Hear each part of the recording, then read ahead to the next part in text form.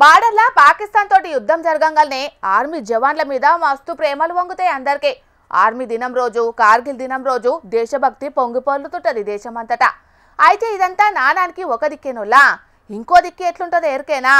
Army అంటే army మందు మస్తుంటదని కొందరు, ఆర్మల్ల కేంద్ర సకల సవలతులుంటాయి, డ్యూటీ దిగొచ్చినాక అందరూ గొప్పగా చూస్తారని ఇంకొందరు.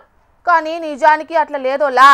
ఆర్మీ జవాన్లకు సెల్యూట్ కొట్టేటోళ్లే కాదు, జవాన్ అని గొప్పగా చూడకపోగా స్వార్థం కోసం వాళ్ళను తిప్పలు పెట్టేటోళ్ళు కూడా ఉన్నారు.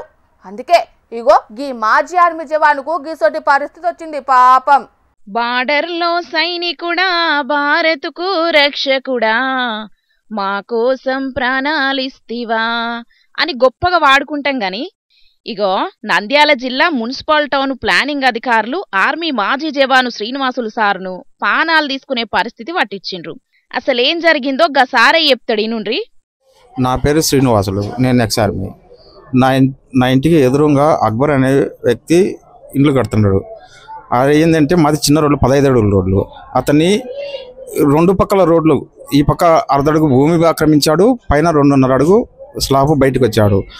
దానికి ఎదురుగా ఖాళీ స్థలం కొద్దిగా ఉంది. వాళ్ళు ఇంకా 4-5 అడుగులు బయటికి వచ్చారు.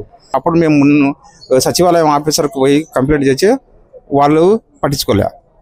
ఆ తర్వాత మళ్ళీ కింద నుంచి బేస్ మట్టం లేపి పైకి లేవతంటే మళ్ళీ మున్సిపాలిటీ కమిషనర్కు అప్లికేషన్ ఇచ్చుకున్నాం. నేను ఒక్కరిని కదా ఆ బజార్ మొత్తం ఇచ్చారు. నేను ఒక్కరిది కాదు, నా ఒక్కరికి సమస్య కాదు ఇది. ఆడ 50 ఇండ్లు ఉండే, 50 ఇండ్ల సమస్య అది. దానివల్ల పోయి అందరం కలిసి కమిషనర్కి ఇచ్చుకున్నా ఏం లేదు. మళ్ళీ కలెక్టర్ మేడంకు ఇచ్చుకున్నాం. కలెక్టర్ మేడము స్పందనలో చెప్పితే స్పందనకు ఇచ్చినాము. స్పందనలో కలెక్టర్ గారు మున్సిపల్ కమిషనర్కు చెప్పింది. ఇంకా తర్వాత మున్సిపల్ కమిషనర్ కింద ఆఫీసర్కు చెప్పారు. కానీ కింద ఆఫీసర్లు ఎవరు పట్టించుకోవడంలే. ఇన్నరా, బార్డర్ల దేశం కోసం గొట్లాడిందే గాక, తనకే గాక చుట్టుపక్కల ఇండ్లకు న్యాయం జరుగుతాందని గొట్లాడితే గీ మాజీ జవాన్కు దొరికిన ప్రతిఫలం. రూల్స్ కు విరుద్ధంగా ఇల్లు కడుతున్నారని తెలిసినా ఎవ్వరు పట్టించుకుంటలేరంటే ఎట్లున్నది చూడుండ్రుల్లా. అందున మాజీ జవాను ముంగటబడి న్యాయం జరిగేటట్టు చేద్దామంటే కూడా అయితలేదంటే బార్డర్లున్న శత్రువుల కంటే ఎంత ఘోరమున్నది చూడుండ్రి సమాజంలా. దేవుడు కరుణించినా పూజారి వరమియ్యలేదన్నట్టు స్పందన కార్యంలో కలెక్టర్ స్పందించినా మున్సిపల్ టౌన్ ప్లానింగ్ అధికారులు పట్టించుకోకపోయేటాలకు శత్రువులను వణికించిన ఆర్మీ జవానే మనసిరిగి ఎలుకల మందు దాగాల్సిన పరిస్థితి వచ్చిందంటే చూడుండ్రి ఎట్లున్నదో. ఇక ఇంకా ఏమంటారట తెలుసా? మన ఎమ్మెల్యే ఫారూక్ గారితో మేమందరం పోయి ఆ బజార్ ఉన్న వాళ్ళందరం పోయి కలిసి ఆయన లెటర్ రాసి ఇచ్చాడు. స్టాంప్ వేసి ఇచ్చి మినిస్టర్ మున్సిపల్ కమిషనర్కి పో అని అన్నాడు. అది తీసుకొని పోతే ఆడికి ఈ ఏసీపీ ఏసీపీ కాదు పట్నాయక్ అనే అతని, ఆ తర్వాత ఈ సచివాలయం హుసేన్ అనే అతని, ఇట్లాంటి అన్నీ వచ్చిన ఎమ్మెల్యేలు కాదు మంత్రులు ఎవరు వచ్చినా మాకు లెక్కలేదు. మీ అట్లాంటి ఆర్మీలు ఎంతమంది మంది తాగేసి వచ్చినా ఏం తెచ్చినా మేము పట్టించుకోము.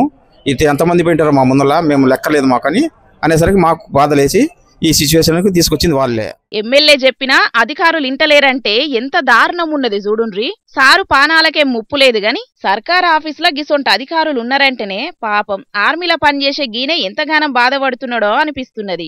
నిజమేనుల్లా, బార్డర్లనే కాదు మన నడుమగుడున్నారు అసొంటి శత్రువులు. మరి ఆళ్ల మీద గీ మాజీ ఆర్మీ జవాను ఎట్లా గెలుస్తాడో ఏమో గాని పతొక్కలం సిగ్గుపడాల్సిన ముచ్చటుల్లాగిది.